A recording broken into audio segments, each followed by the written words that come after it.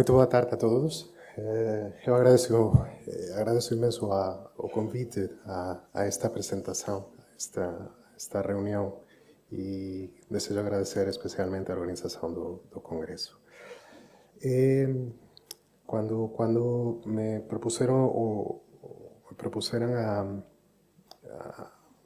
enfim, falar sobre a anemia e Covid nos cuidados intensivos, realmente eu debo reconhecer que fiquei bastante sorprendido porque, honestamente, eu non sabía rigurosamente nada sobre anemia e pouco sobre Covid. Mesmo así, tivemos que facer moitísimo traballo nos últimos 2 anos nos cuidados intensivos, mas realmente tenme servido ao menos a mí para aprender moitísimo, ter que estudar sobre este tema e espero que consigan, en fin, tirar alguna conclusión sobre este caso. Bom, todos sabemos o que é o COVID, infelizmente, non é? Este síndrome respiratorio que algunhas veces se manifesta por lesões menos severas, de forma pausisintomática, ou aquel que nos vimos evidentemente nos cuidados intensivos, que eran procesos pneumónicos extraordinariamente severos que podían levar a morte, evidentemente. Como decía moito ben o Tomás, o que nos sí que reparamos de unha forma relativamente rápida é que o COVID ficaba asociado a un proceso inflamatorio que as formas máis severas se asociaban a un fenómeno de hiperinflamación, caracterizado sobre todo por unha elevación dos valores de ferritina. E aínda descubrimos posteriormente, retrospectivamente, que se alteraba a hemostasis do ferro. Este fenómeno hiperinflamatorio, desde o principio, nos comezou a facer pensar en un diagnóstico que eu na altura descoñecía, que era o síndrome de activación macrofágica, precisamente pela hiperferritinemia. Este síndrome de activación macrofágica tamén entraba dentro dun diagnóstico diferencial que nos raramente pensábamos nos diagnósticos diferencial de shock séptico, mas que de facto era uno destos, que era a linfohistociatosis hemofagocítica. Un cuadro complexo con febre elevada, con adenopatías, con febre, con alteracións biológicas, nomeadamente visitopenias, que incluía anemia, e plaquetopenia, situación que encontrábamos con moita frecuencia, así como unha multitud de alteracións analíticas e histopatológicas. A salientarse, evidentemente, a hiperferritinemia e na fisiopatología o aumento de interleuquinas, nomeadamente interleuquina 12, 6 e o TNF-alfa. Que eran situacións que nos víamos, depois, retrospectivamente, comprendimos que isto era unha das causas máis frecuentes e que se asociaban ao COVID.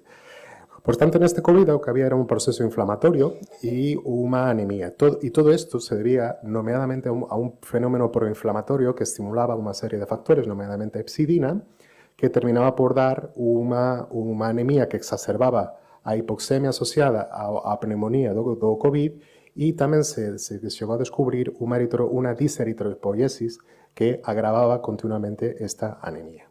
Por tanto, en cuanto a prevalencia de unha forma geral, descubrimos que no COVID existía aproximadamente, os doentes se presentaban entre un 25 e un 65% dos doentes con COVID presentaban anemia, e que a anemia en os doentes que terminaban internados nos cuidados intensivos eran máis frecuente que debido a outro tipo de doenzas.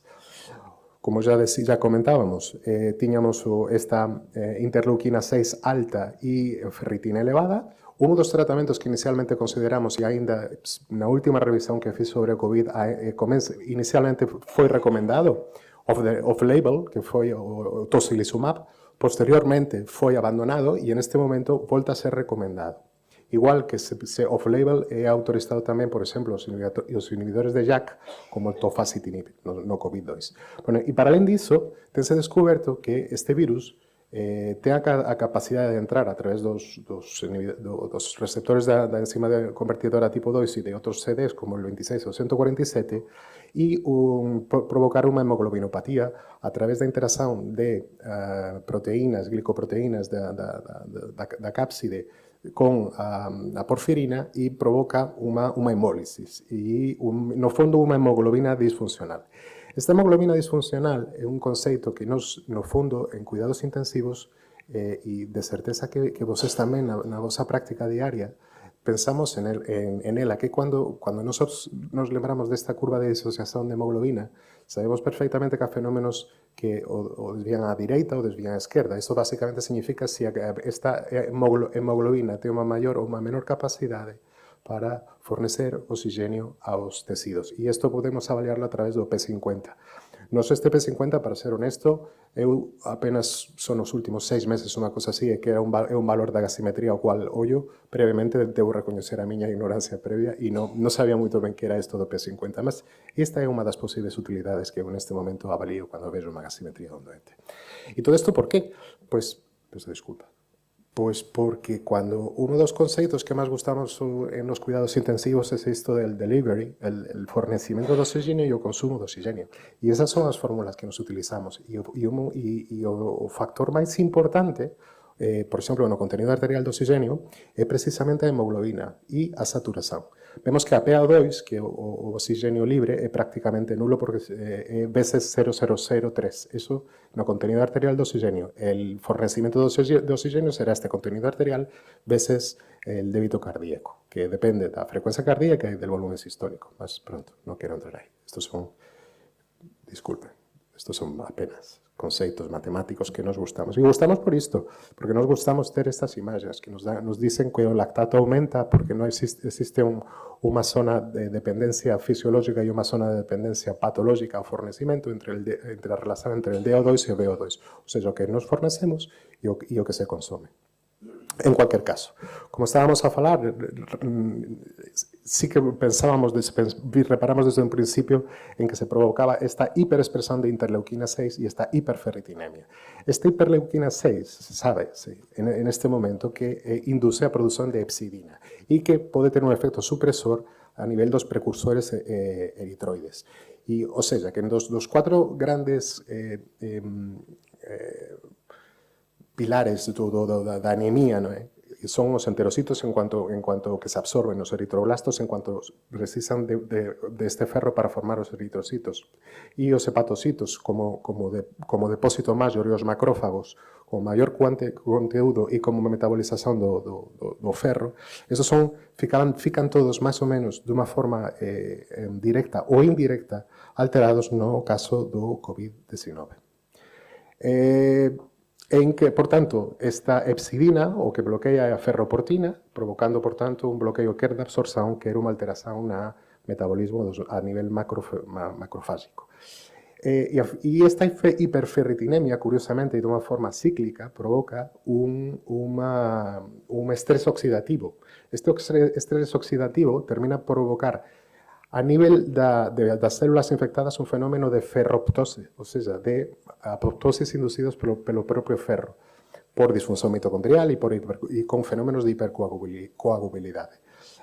Mas non só iso, sino tamén va a provocar lesões de unha forma directa, como veremos posteriormente, en outras partes do organismo, por exemplo, os pulmóns. Bueno, isto é apenas unha imagen do enterocito e do macrófago con manuseamento da ferritina e como a través da ferroportina, que fica bloqueada pela hepcidina ou con un fenómeno de downregulation, fica este ferro alterado na súa utilización. Por tanto, unha cosa importante é que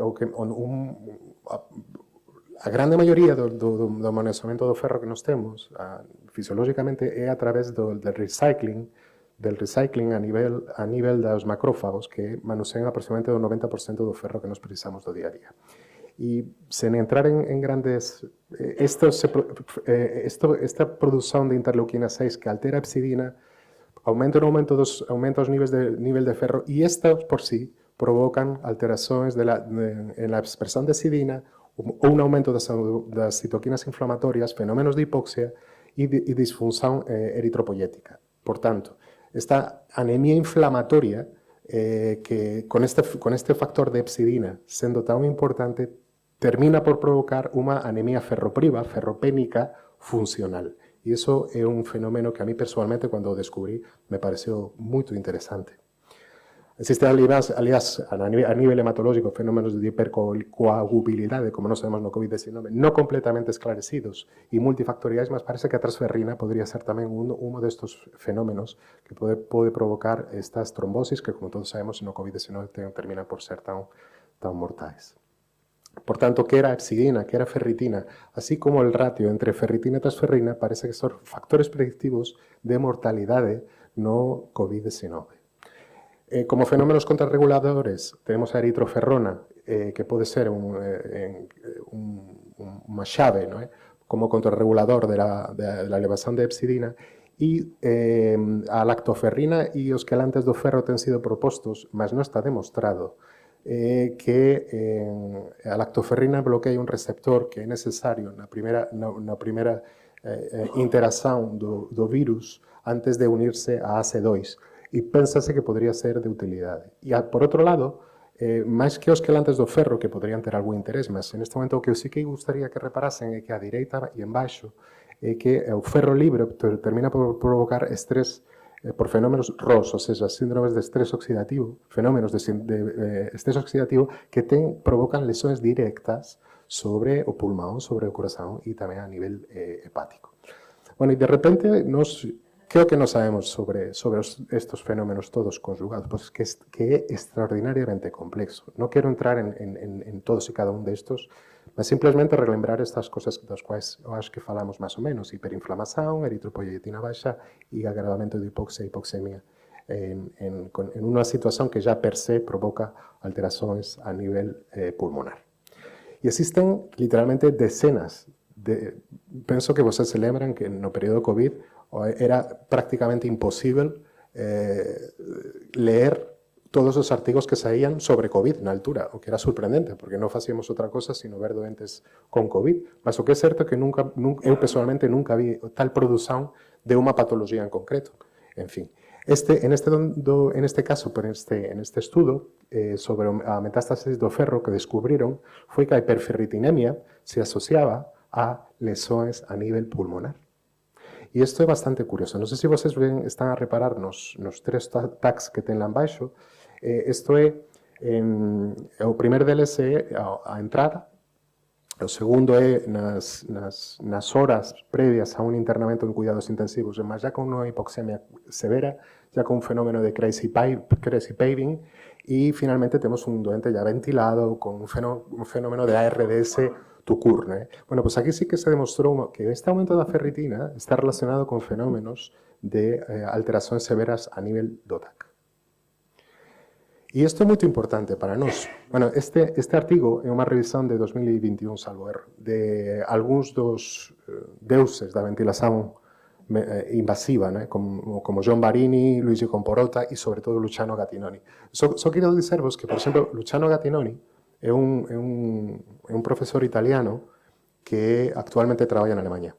E cando nos comenzamos a ventilar doentes, todo o mundo os ventilábamos como sempre sabíamos, pensábamos que tiñamos que ventilarlos como a todos os ARDS. E Luigi Gattinoni, o Luciano Gattinoni, en un paper de 3 páginas, fez que todo o mundo, literalmente todas as unidades de cuidados intensivos do mundo, alterasen unha forma de ventilar. Por qué? Porque descubriu que había un fenómeno había un subtipo L e un subtipo H. Ou seja, había dois tipos diferentes de hipoxemias. Unha era por shunt e outra era por ARDS puro. E había unha evolución desde vocês poden intuir en aquel gráfico, en que nós non precisábamos PIBs moito altos, que as presións eran boas, mas os doentes estaban gravemente hipóxicos. Por qué? Pois depois descubrimos que isto se debía en parte pelos fenómenos de vasculite e lesão, hipercoagulabilidade. O sea, estas alteracións hematológicas tiñan provocado fenómenos de shunt, mas non tiñan alterado tucur o parénquima pulmonar aínda de unha forma o suficientemente grave como o tercer tipo de TAC que nos estaríamos a espera en unha RDS. Ou seja, estábamos a callar como en o primer TAC, con ni siquiera aínda un crazy paving destos severos, mas con hipoxemias gravísimas que en persoas jovens provocaban hipoxemias alias refractarias. E por moito que tentásemos ajustar a ventilación, nós non conseguimos reparar iso, porque non era un problema de pulmón, era un problema de coagulopatía. Bueno, sobre estudos realizados e a relación coa mortalidade en os doentes con COVID, en doentes críticos, é extraordinariamente variável. En este estudo de 2022, pois non se chega a unha conclusión. En este estudo que é de 2020 da Sociedade Europea de European Journal of Epidemiology, chega á conclusión que a ferritina está aumentada, está relacionada con a morte, mas non a anemia. En este que ya presentaba o doctor Tomás, bueno, pues sí, dicen que existe unha relación entre esta anemia e a mortalidade e tamén entre o ratio entre ferritina e transferrina. Antes de que me esqueza, eu posso estar enganado, mas eu penso que leí que aproximadamente nos cuidados intensivos tirábamos todos os días entre 30 e 40 centímetros cúbicos de sangue. Veces 10 días, medio litro de sangue.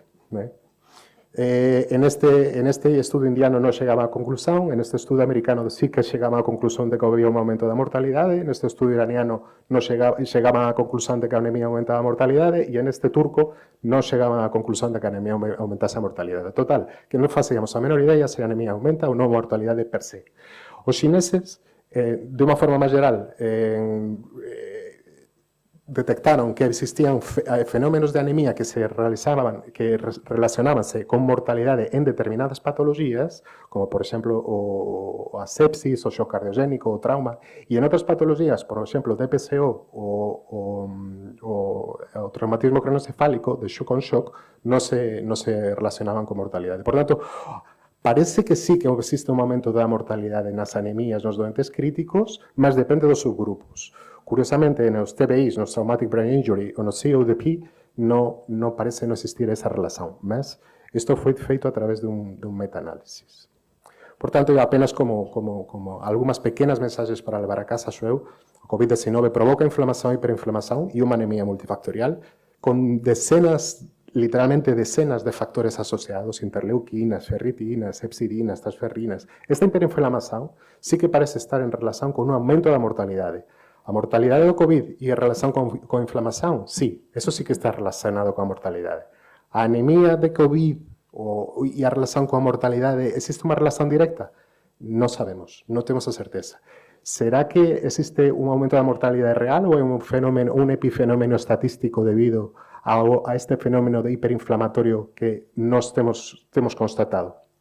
Bueno, a anemia parece que aumenta de unha forma geral a mortalidade, mas depende dos subgrupos dos doentes. E ficamos con esta dúbida, se esta anemia aumenta a mortalidade de forma directa ou será máis pela hiperinflamación.